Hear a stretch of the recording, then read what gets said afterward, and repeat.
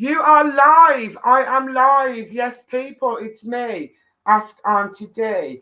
And I'll tell you what I've done. I've popped on. I might be shocking the life out of all of you, but I've actually popped on a little bit early. And I'll tell you in a minute now why I've popped on a little bit early. Well, just to make sure nothing's charged in this house because I've been out all day. Let me have a look. Live now. So I'll get all this stuff sorted before tonight's very special guest joins me in the studio. And yes, I am doing this myself because Hey Julian, how are you, sweetheart? Right, I think that's done now. Yeah, we got Julian in, we got Dave in. Hello, my lovelies. I won't be able to pay much attention to the Tablet of Terror until someone comes in because we've been all over the place. I've just rushed in. I've just managed to straighten my hair. I've got my hair straighteners there, boiling hot, so I can't touch them. I've got my cup of tea here. I've got my remote controls and my phone and my tablet. So I'm kind of all right. Hello, beautiful Angie Watkins Ferguson. Oh, my God.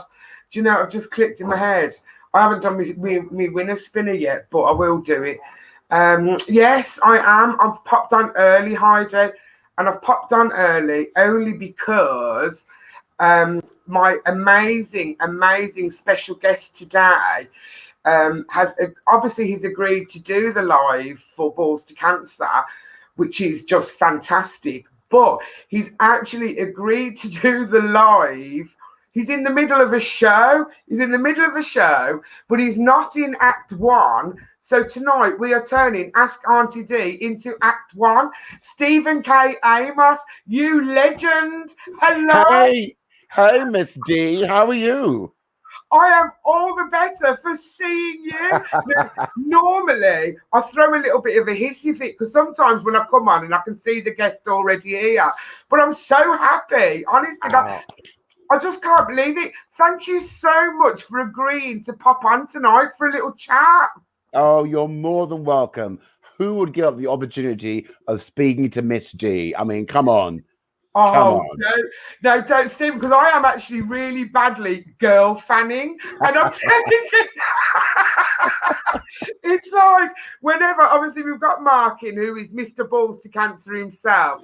Now, normally, when a guest agrees to come on, he sends me like a little picture, you know, like that I posted on Instagram, like tonight's special guest is blah, blah, blah. Yeah. And my reply to him was, no, beep, why?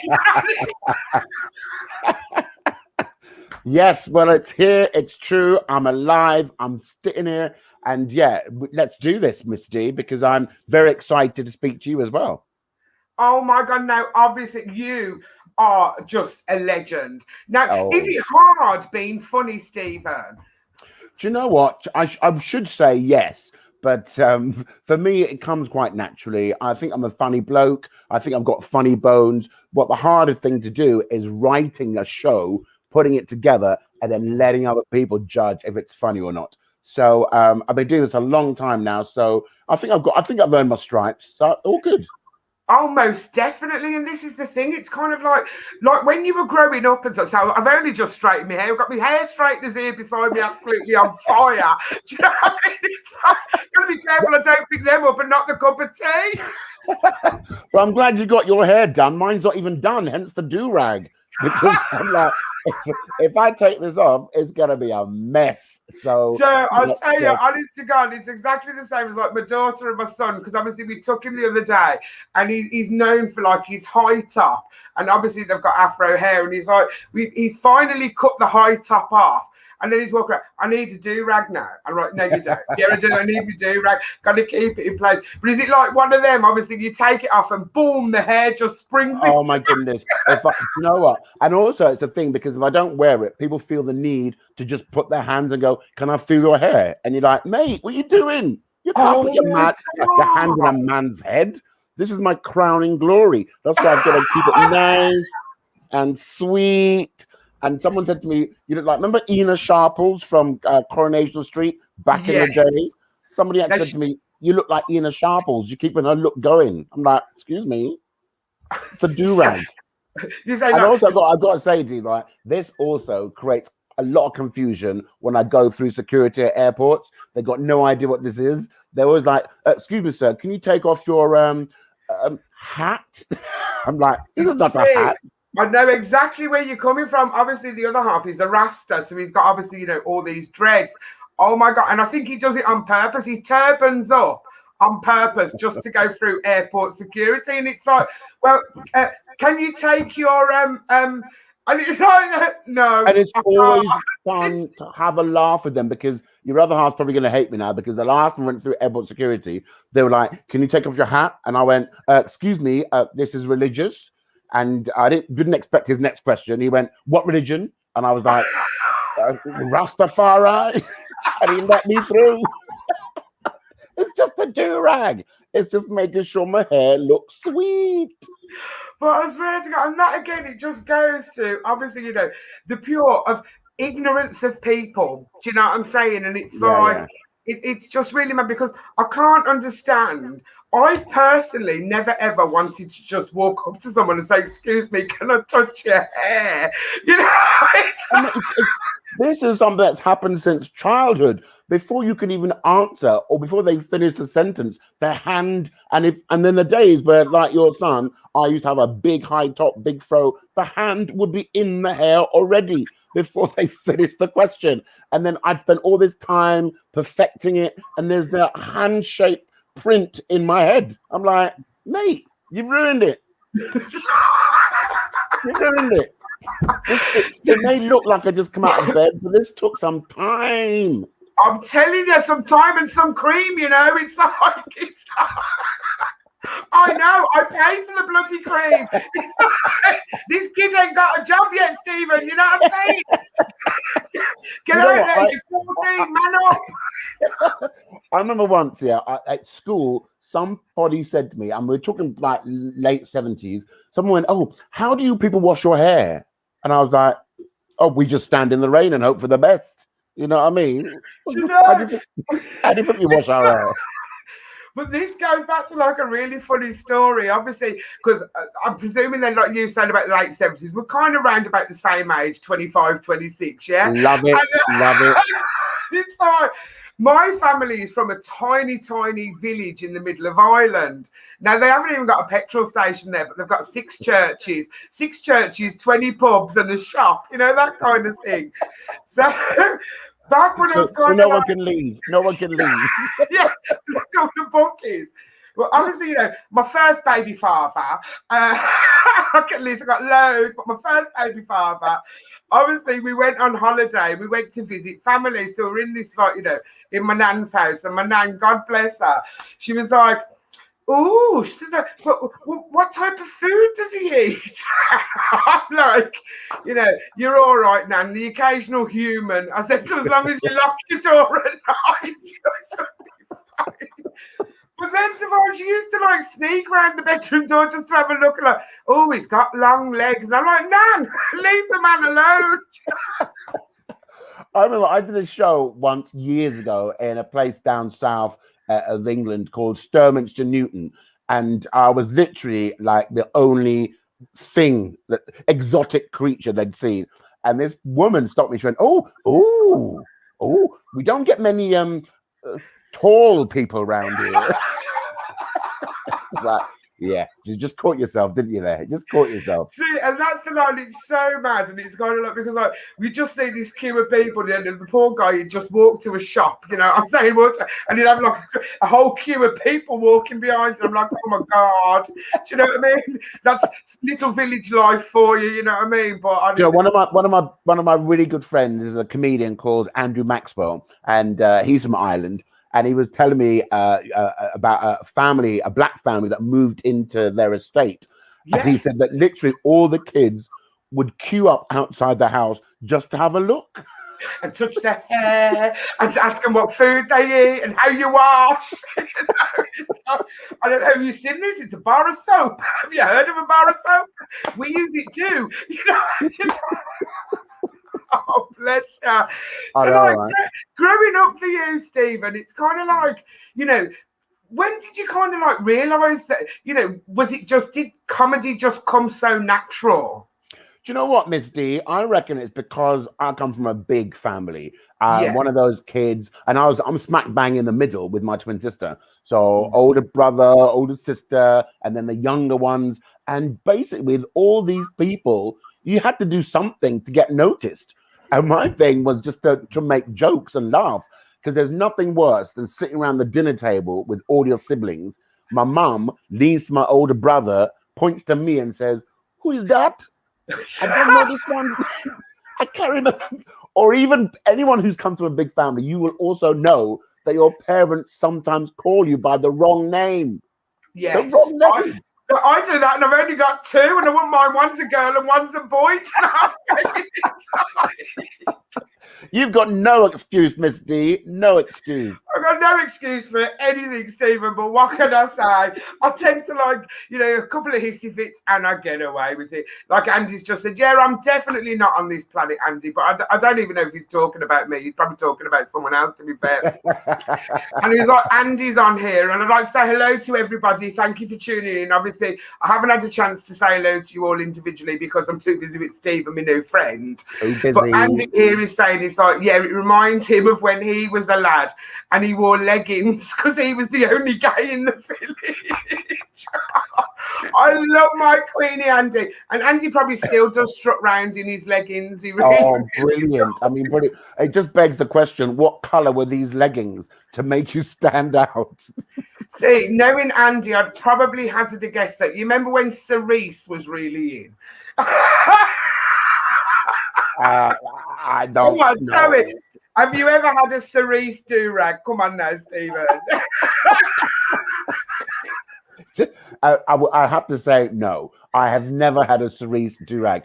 I did have one, like kind of like my shirt. I had a sort of paisley thing going on. And then people just didn't take it seriously. And you could see all the brothers and sisters looking at me going, what are you doing? What are you doing? You can't put that. You're letting us down, man. So I thought, got to stick to black. Stick to a black do-rag. Otherwise... Oh, Joe, honest to God. Now, you obviously, like we said before, you've popped in early today, and on behalf of the, Mark and Sue, who run Balls to Cancer. And they do a great job. Let's just give it up to them. Props to them. They really, really do. And this is what I'm saying. And it's like, for such a small charity, they just do so much, Stephen. And it means the world to us. Obviously, that people like yourself just are happy to give up your time. Look at you, you diva. It's my job. I'm the diva. Let me go that way. Steve can fix his. I can fix mine. I'll tell you, the only reason why I'm wearing a long sleeve shirt today is because you know what I mean, the cocoa butter is kind of running out, so the elbows. No way. Yeah. Now, that is dangerous, isn't it? Because what happens? You don't use cocoa butter, you look like Auntie Dee.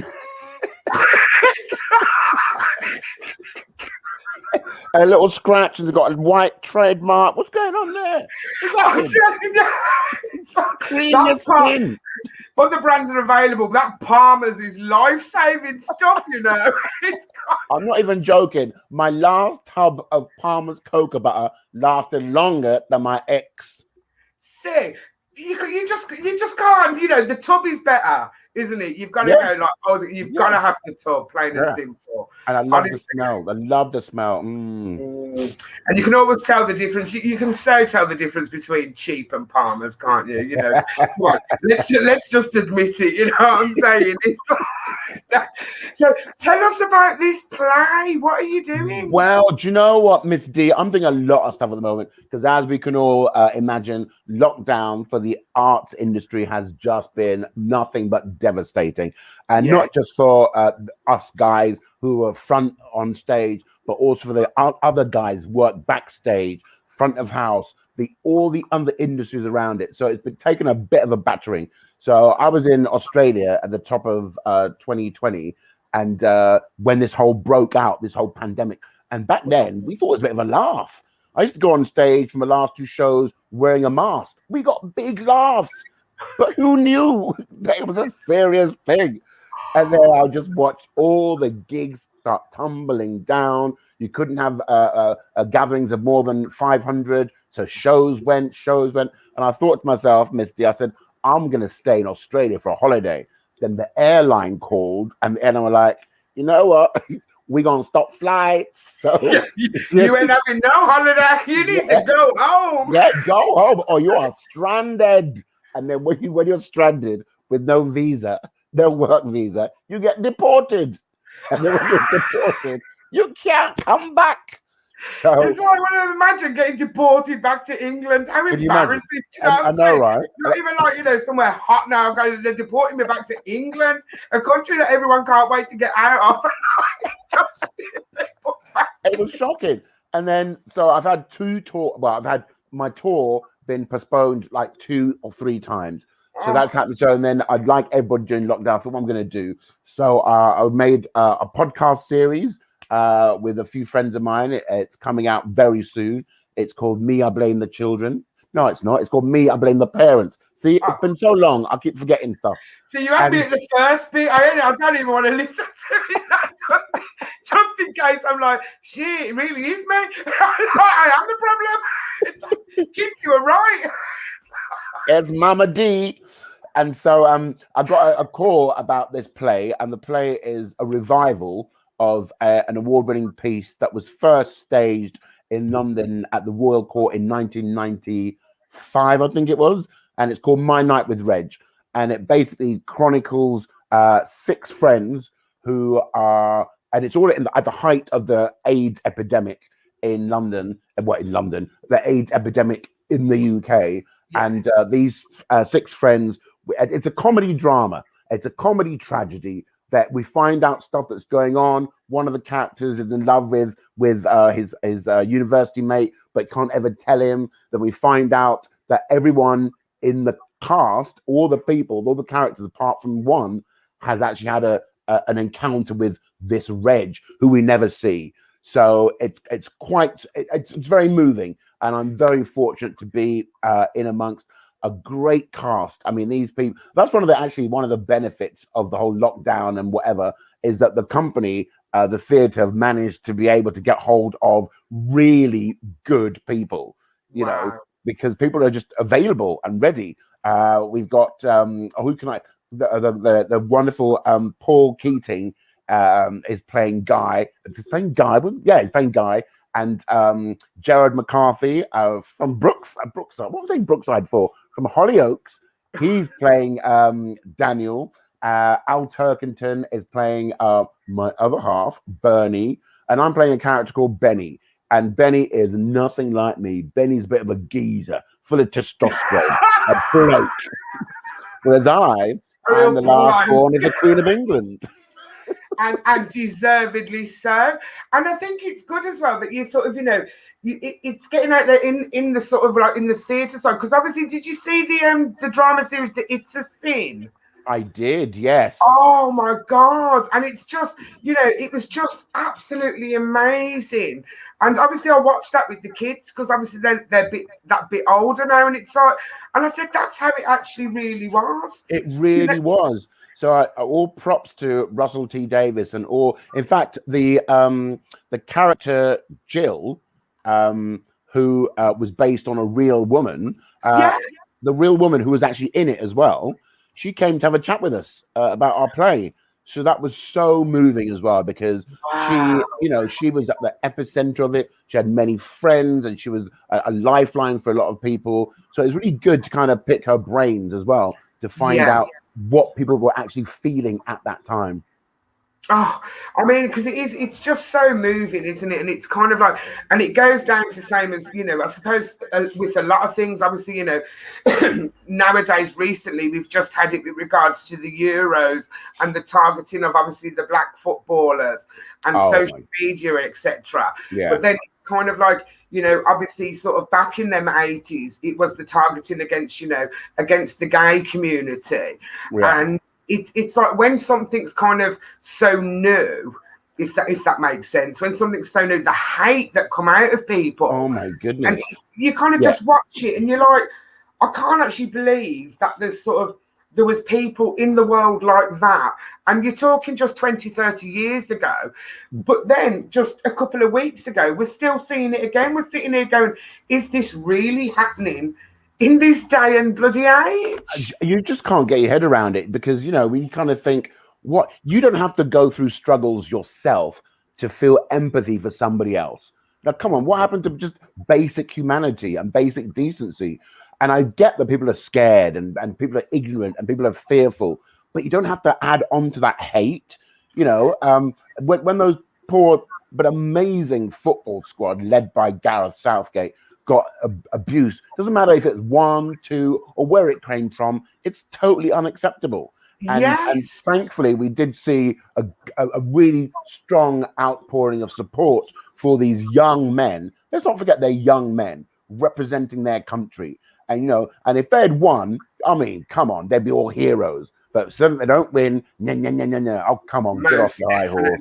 And it's like Angie's just said here, and Andy said at times life is cruel, which is true. And Angie's just said, why can't we just be kind? And that's the thing. But I think, you know, what we did actually see as well, I think, and this is what made it so amazing, is that there was way more niceness that came to the forefront. And I think that does help, doesn't it? Because a lot of time you don't kind of see the outpouring of people who are against these kind of, you know, people, and that does restore your faith in human nature. That I think, you know, that human nature is probably getting a bit better. You know what I mean? Well, we hope so. We hope, and that's why I've got lots of faith in the younger generation coming through, because they're not going to take X lying down. They're going to fight for what they believe is right. And I think it does. Like, people say to me, you know, oh, you know, in comedy, for example, oh, you can't say what you want anymore, blah, blah, blah. Of course you can say what you want. You've just got to say it the right way. But what's happened is that other people who didn't have a voice back in the day now have a voice, and they're the level playing field. You know, because I remember growing up watching comedy back in the day. It didn't really speak to me. I'm not a comedian now because I watched comedy on TV, because I saw sexist jokes, racist jokes, homophobic jokes, dodgy sitcoms that were of their time. Yes, but that's not what spoke to me. But what's happened now? We've got LGBTQ comedians. We've got comedians of all ethnicities, all religions, and people are going, no, we're not taking this no more. And about time too, because at the end of the day, you know, as far as I'm concerned, we are actually the people that matter. Do you know what I'm saying? And it's kind of like, and the platform, and I think, you know, it goes to the other extreme with regard to social media, doesn't it? Social media is and can be such a negative platform. But again, it's giving those that do care and those that don't want to shut up and don't want to be silent and are like, listen, we've had enough of this. It's also giving us the platform as well, which is kind of like, you know, really good. But obviously, like someone else has just, I've just missed it here, he's right, the press only do want to cover the bad. And that's the thing. It's kind of like, you know, they only want to really, because happy stories don't make headlines, do they? No. Controversial ones that have got all of us lot bloody killing each other and sniping at each other, and, you know, like, now you're not right. They just print these controversial headlines and leave everyone else out to sort of kind of like social media beat the crap out of each other. And to be honest, I'm not one of these people that, you know, wants to kind of blame social media. Social media is here and it's a tool, and it can be used for very good knowledge, reaching out to people, but it also does mean that the few, can I say knobheads? The few knobheads that are out there anyway are still gonna be there. So they're the ones who are gonna talk. For me, excuse me, I don't get involved in any online debates with people. I don't discuss nothing with people because I ain't got time for it, because my life is too busy with real stuff that's going on. You know, if I like recently, I think I posted a really silly thing, a jokey thing about being given the wrong steak, for example, for a Sunday roast. It was just funny and silly, right? And this guy took it upon himself to go, "Oh, look at you, entitled, famous comedian, whinging about." And I'm like, mate, it was a joke. If you can't see, and then somebody else piled in Meat is murder. I'm like, mate, what are you talking about? You People eat didn't meat. go back and said, you know, meat is murder, because I have mine so rare it walks around the plate. That cow's still alive. So don't talk to me about meat is murder. So I don't get involved. I'm like, nah, I haven't got time for that. Because, you know, we also know that, you know, this day and age, newspapers and the media, they don't sell. So it's in their interest to get us all riled up about stuff, you know, get people infighting with each other. You know, there's more, it sounds really a really awful thing to say, so cliche, but there is a lot more that binds us all together. We all experience the same hardships, and because I didn't come for money. I mean, and you may not think that now, Dee. That's a rock. Yo, bling, yo, go bling. The But, you know, swagger, where's the swagger? I got my bling. Because, you know, my parents struggled like everybody else. You're very much, you know, working class people, and they are decent people, and they're the ones who taught us how to be decent to other people. You know, just respect your fellow man. You know, just because they don't agree. Remember the old days. Yeah, remember the old days, Dee, when you could agree to disagree with somebody and then still have a drink with them. What happened to those days? I mean, how like olden days you're talking? Because like I said at the beginning of the show, I'm only 25, mate. You know That's what I'm saying. 25 years ago. 25 years ago. I love them days. Absolutely love them days, honest to God. So listen, is your show going to be touring? Well, this particular play is only running in London at the Turbine Theatre. I don't know if anyone's been to the whole new regenerated Battersea area near the power station, because my sister lives in Battersea Square, and I've not been to this area up until I started doing this play. And oh my goodness, it's just incredible. I mean, there are lots of very expensive flats. Not sure about those, but there are restaurants, so there are bars, there are all sorts of things there, and it's great. In fact, I took my dad there just to have a look, because my dad remembers Battersea when Battersea was a bit of a dump, let's be honest. And my dad, 8-year-old man, right? But for purposes of this, we'll say he's 50. My dad. Don't crack! My dad was walking around the whole new regenerated Battersea, and it's by the Thames, and in the middle, there's got this elaborate fountain. And my dad just goes, there's water here, but there's water there. Why are they wasting money? I'm like, just say it like it is, Dad. Say it like it is. So we're not touring this show, but I'm going back on the road myself with my own stand-up show in the autumn.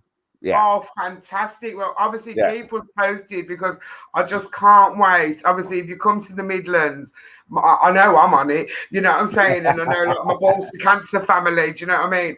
They'll be on it as well, because I do. And it's kind of, because I think I just love you, because it's kind of like, when you're in your comedian, guys, you are funny, and there's not a lot of people make me laugh. And I think maybe it's like my weird sense of humor, if that makes sense.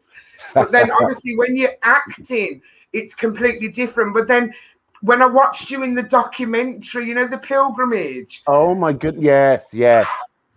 Yeah. And it's like, there's so many sides to you, but they're not sides, if that makes sense. Yeah, I know what you mean, because I'm very much at home with the comedy. As I said, I've been doing it for a long time, and I like to talk about stuff that matters to me, you know, that makes me laugh. And I want people to come to my shows, people that don't really think the same as me. There's no point talking to people who just, you know, people who are different, so we can learn from each other, you know. And so when I get a chance to do theatre and working with other people, it's another kind of wow, because you've got a director, there's a script that you've got to learn, and you're working with other people. You have to work out how the dynamics go, and that's a different kind of energy, and I love that. But then doing something like The Pilgrimage, which was essentially kind of reality, and I wouldn't really do. I mean, give me Strictly, I'm all over that, right? But any kind of other reality, I'm a bit kind of wary, because you don't know how they're gonna edit you or what they want you for, really, and they could really, you know, they could shaft you, really. Basically, they could really tell me about it. I think you can read between the lines, Miss D.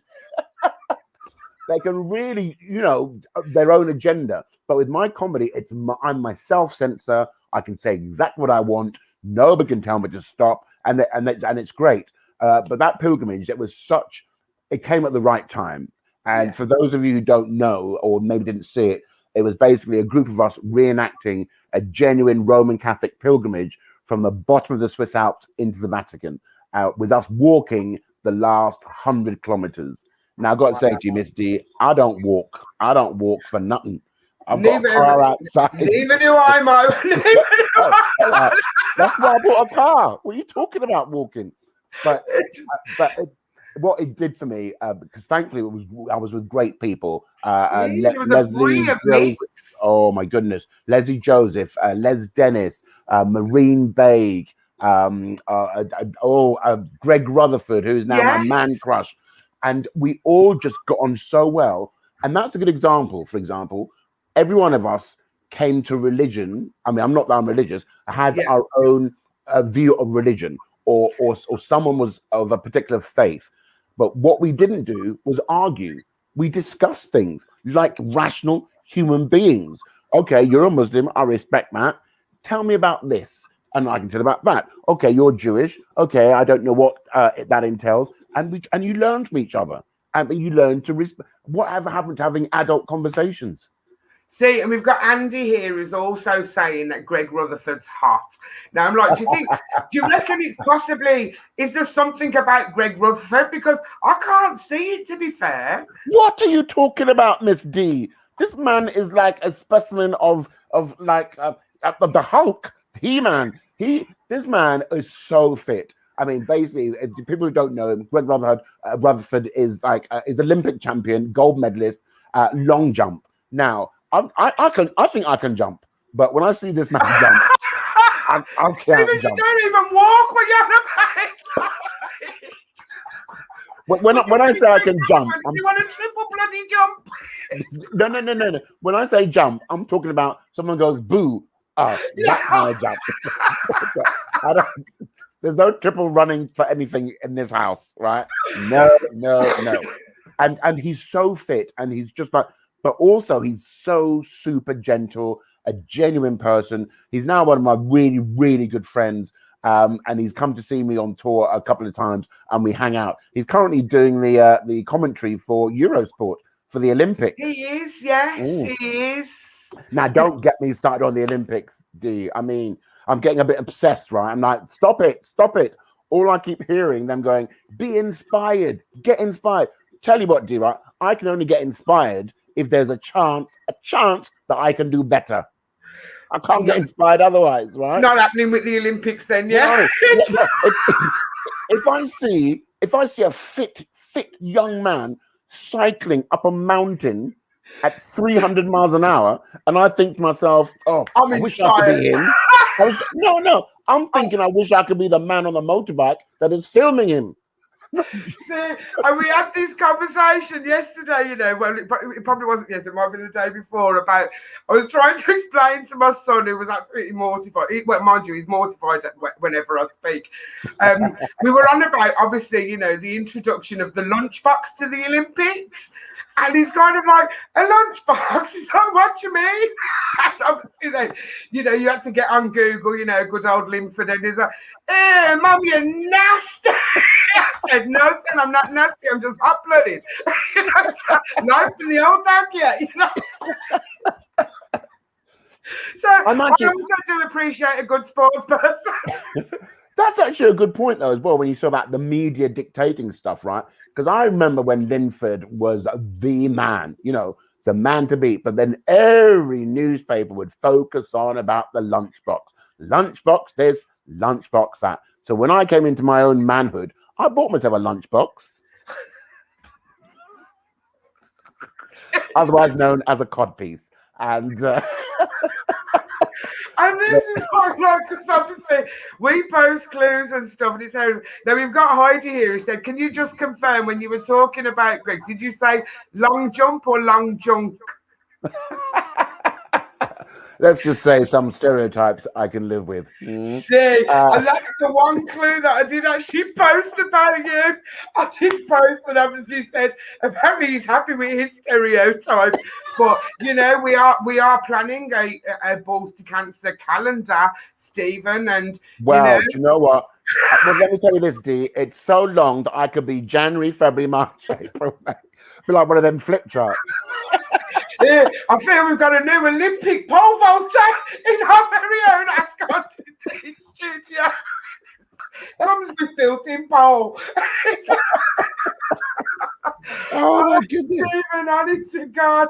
But you know, I could just, and this is where I was really worried because I could talk to you for hours and hours and hours. And I knew we've only got Act 1. But Stephen, honestly, if ever you feel the need that you want to pop along and have a party, it's the Balls to Cancer 10th anniversary ball in November, on November the 26th. All right. And it's, 3-course meal. Where is it? Oh God! Now you talk about going to posh places. This is the poshest place in Wolverhampton. Have you heard of Wolverhampton?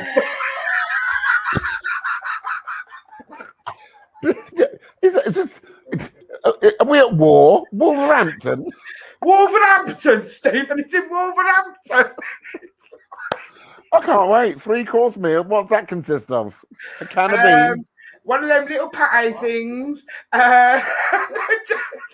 Stephen, there's going to be alcohol there, darling. There's going to be alcohol there. Who cares what the 3-course meal consists of? Do you know what? Let's talk. Let Mark. Mark should reach out to me, and then maybe I can come down if I'm free, and I'll do a half-hour set. What do you mean you do a half-hour set? Oh no, actually, sorry, Mark. He's going to be missing my phone. Going, shut up, Dee. Shut up. He's just offered to do a half-hour set. I just want you to come and have fun. Come and have fun. Yeah. Let me check. I'll check the date. But because believe it or not, and this was say, have you ever had a good old roast before?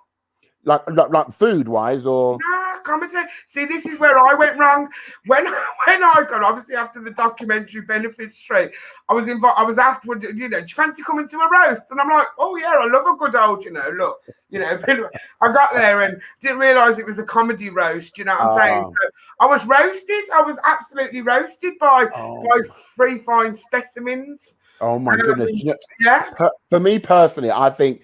I like comedy. Comedy is good, but I think roasting can be a very dangerous place because it's not just they don't just talk about anything. They pick things, kernels of truth about you, and exaggerate them, and that can just cut you right there. So I must admit, though, Stephen, I think they absolutely hit themselves when they realised they'd come up against Dee from the street. Dee from the street, who will double roast you back. But Miss Dee, that is not the spirit of roast. You got to just take it. I took it, but then I gave it back tenfold. You know what I'm saying? Like, don't get me wrong. I'll happily take it, Stephen. I'll take it whenever it's at my age, darling. Do you know what I'm saying? If it's on offer, I'm going to take it. Oh, trust me, I'm more of a giver backer. I know, right? Because, this whole roast, there was a tradition that started in America, and it really started in America because comics were friends of each other. But I've seen some roast recently of people in America who aren't really friends with the comics, and so when they say the roasting stuff, you never quite know if it's meant in jest or if it's just a bit like. See, and that's the only difference, isn't it? Honest to God. But we've got obviously Andy's on here, and this is how you can tell. He's put bloody hell, 36-minute interview, Dee's excelled. Normally I get them on and get them off. I'm like, and this is what I said. It's like when Martha's coming on and I says, I hope he just has got an eject button because I'm just gonna chat to this guy for forever. But we've got Heidi here who said, right, obviously, you've toured up and down the country, etc. etc. Do you have a favourite cob? A favourite what? Cob. Cob? Cob. C-O-B. What's that? Do you not know what a cob is? No. Serious? Yeah. Educate me, Miss D now. What? Educate, right? This is what it is, right? When you're from the Midlands, yeah, we call it a cob, but apparently you might call it a Johnny cake. What's a Johnny cake? What on earth are you talking about? What are these words you're shouting at the screen? Cob Johnny cake? That conjures up some very strange images in my head from the word in the Johnny. Midlands, we call it cobs. What would you? Where are you? You're from down south, aren't I'm you? a London boy. Yeah, I'm a London, South Boy. What do London. you call it in London? A bap. Are you talking about bread? Are you talking about bread? Yeah, but not any type of bread. It's like do I have a favorite? Do I have a favorite bread? What kind of interview is this? A roll. A roll. Do I have a favorite roll? What is? I'm 25 years of age. And you've never heard of a cob? I've never heard of a cob. I'm not from the Midlands. You need strange to visit breed. the Midlands more often. What's the most famous cob in the Midlands? What's the most cob? I think the most famous one. Right, can I guess? Mayo. Yeah, right. Or probably corned beef, knowing you lot. Oh, he's gone all serious comedian on us now. Cob. I'm going to write that down. No, we only put our corned beef in the hash, Stephen. That's not in my hash, I can tell you. Cob. I thought you were talking about corn. Corn on the cob. What's he talking about? I tell you, it's absolutely hilarious, honest to God, because we do throw, obviously, it's very like Midlandy. And you can have such a laugh with people. And then smack at the end, you go, oh, my last question, what's your favourite cob? And they're like, huh? Huh? I'm like, what are you talking about? What flour you make? What, a roll? No. It was going so well. We were getting on so well. Then you have to talk about bread-based products. Are you being sponsored by Hovis or something? Other breads are available. Stephen, honest to God, please keep us updated as to, your tour dates, etc. We'll find them obviously on all your social medias and everything. And again, can you just give like a little, like your own personal balls to cancer message to everybody out there, please?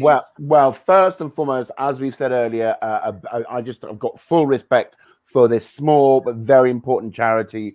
We all know that the big C can affect any one of us at any time. It is not a respecter of age or gender. We also know 6 degrees separation. There are people in my life that have been touched by cancer. And I'm sure you also know people, D. And so what we need to do is make sure we check ourselves, check out for your friends, and don't be afraid to speak out. Because the more we speak out, the more knowledge you'll get, the more understanding you get. And the earlier you can find it, the better chances you have. Stephen K Amos, you are a legend and you've lived up to all my expectations. Like I said, I'm completely and utterly, I was just so girl fanning and I'm just going to play this and play this and play this. And I can't thank you enough for popping on tonight. I really can't. And again, it's like you said, good luck in your play. I can't wait to listen to the podcast and then just blame all the kids. You really need to rethink the name of that. Definitely. And again, when you start touring again, young man, we will be there, honest to God. And I just wish you all the success for the future. You are an absolute superstar, and thank you, Miss D. Thank you very much, and good luck with the rest of the show. None are going to even like be a patch on this one. I'm going to go and get a bap or a bop. Yeah, you go out there, get yourself a good bap. Thank you so much, my darling. Thanks for watching, guys. Bye. Bye. Oh, absolutely amazing. See, and sometimes this is what I'm saying, it's absolutely fantastic. And guys, I'm so sorry, I've missed nearly all your comments. Well, I know I normally do ignore you, but I do ignore you on purpose, honest to God. But there you go. What can I say? The comedy legend himself, Mr. Stephen K Amos, and he's just as perfect in real life, because that's what you do worry, don't you? It's like, I know a lot of you guys have obviously worried, oh, I wonder if Dee's going to be as nice in real life if I ever met her. No, I'm not. No, I'm not horrible. I'm absolutely horrible.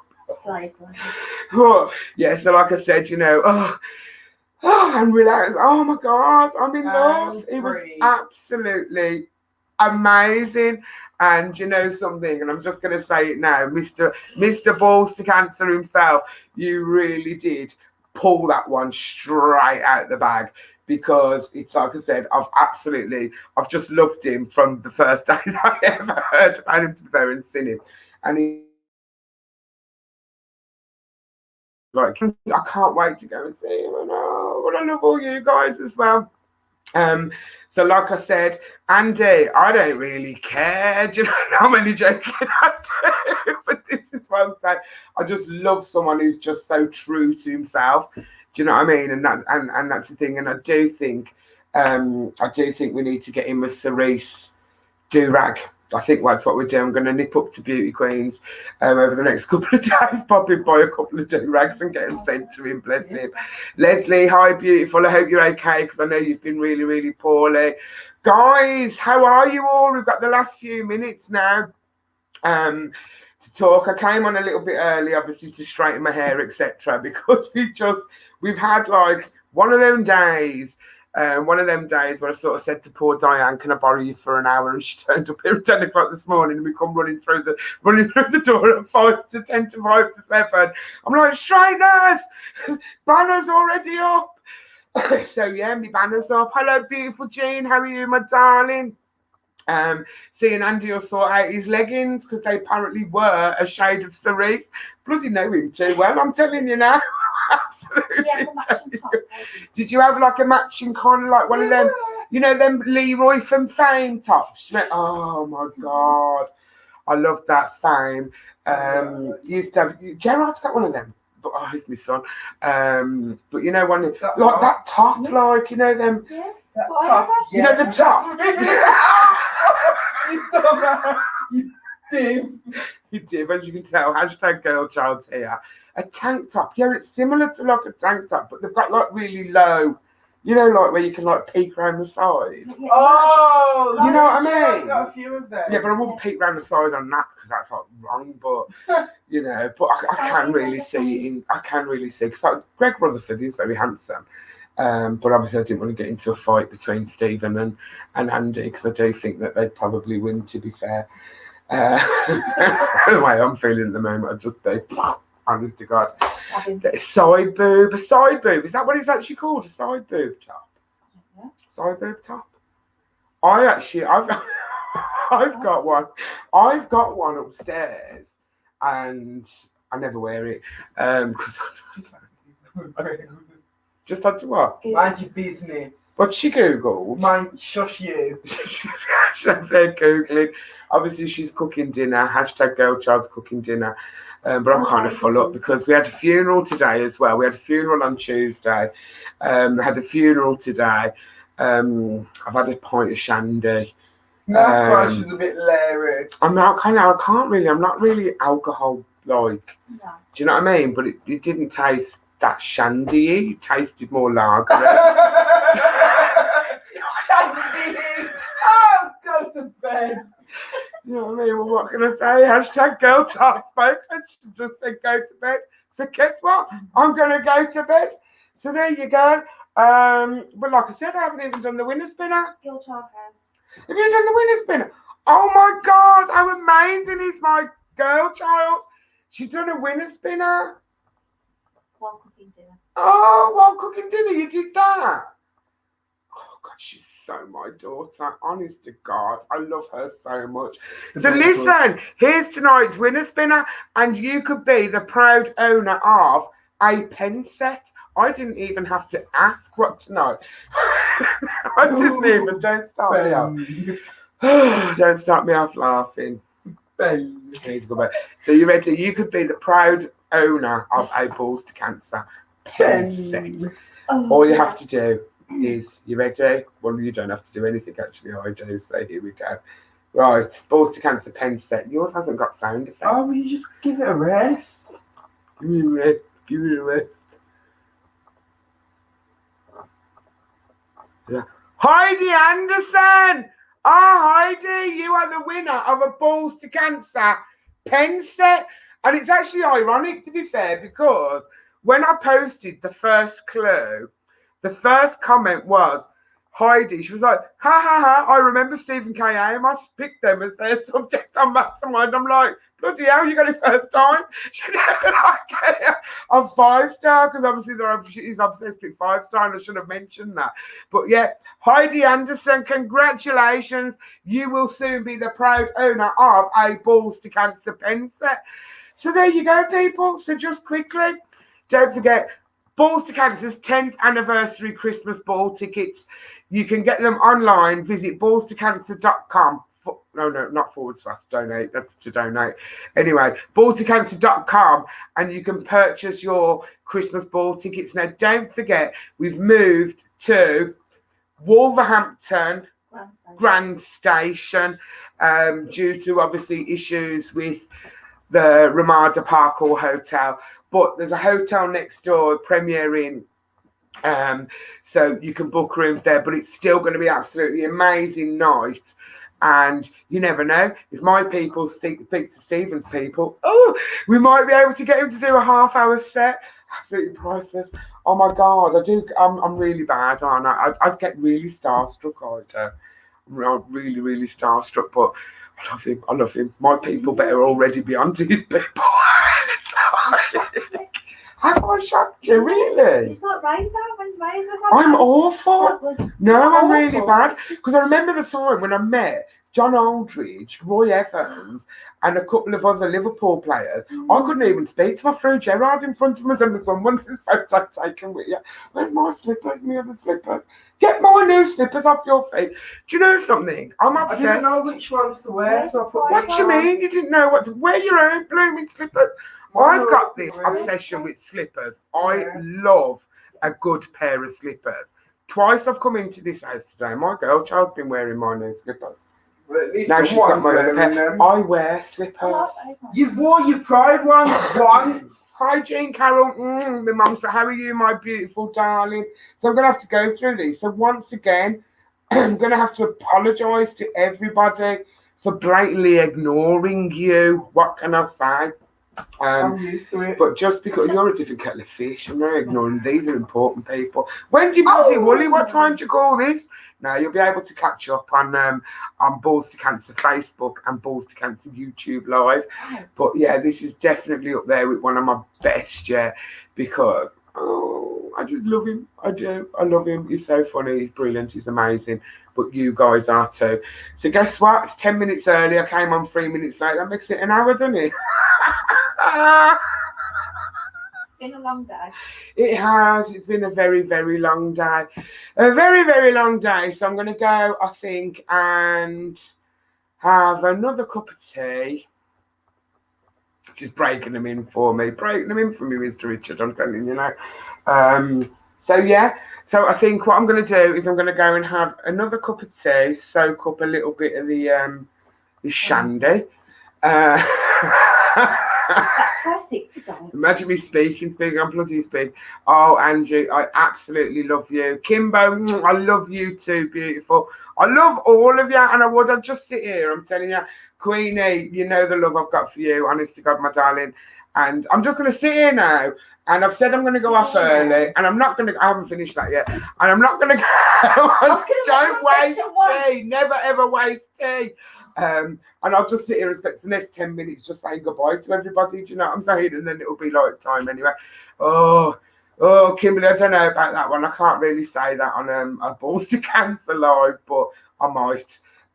Leslie, love you. Joan, absolutely love you. See, I told you I'm going to be here now and I'm going to be saying goodnight to everyone, and it'll be like midnight. So to everybody who's tuned in, thank you so much. And don't forget, visit ballstocancer.com. If you can donate. If you can buy. Please support wherever you can, guys, because they're doing nothing but helping people out there, and demand is so high at the moment. This is what Andrew said here. This is the best bit, watching you not log off. See, I'm not trying not like you, but I'll still be in about 10 minutes going, Emperor, has it ended? No, just keep rolling. Because it takes, when I click this button, it still takes about 10 minutes before it finishes, and I'm like, stop swearing. It's not, honestly. Oh my God. What? Remember when you done your cheese challenge and you thought you ended the live, but everyone caught that Burp. I'm going again now. She's really embarrassing me. It's my job, honey. It's not your job. It's my job to embarrass you because I'm the parent.